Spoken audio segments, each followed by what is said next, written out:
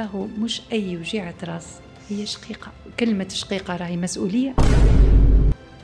أسباب وجيعة الراس قد شعر الراس. عندنا خصائص تخلينا نردوا بالنا ويلزمنا نمشيو للطبيب ونثبتوا. ما لازمش نمشيو ديما الثقافة تسكن الألم، راهو ساعات هيك نعمة رسالة باش ربي يقولك شوف شنو البروبليم وعالجوا.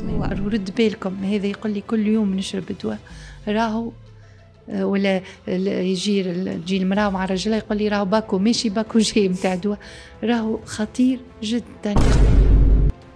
الصداع التوتري منتشر أكثر من الشقيقة، وراهو وجيعة الراس والشقيقة النوبات متزامنة زادة بالأمور النفسية مرات. أنا الميغرين à un moment donné معناها أثرت على حياتي بشكل عميق جدا، معناها نرجع ونقول نعرف ماهيش مخطرة لكن بالحق تأثر على اليومي متاعك، على التزاماتك، على الإنتاجية. الشقيقة زادة راهو مرات في أكثر الحالات نجموا نلقاو لها حل. فما حلول ماهيش بالدواء، راهو مش كل شيء دواء. سميوا الميغرين ولا الشقيقة سميوها لا مالادي دو لانتوليرانس او شونجمون.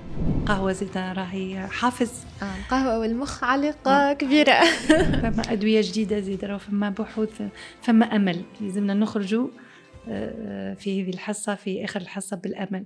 راهو فما أمل إن شاء الله بالعلاج وبالشفاء.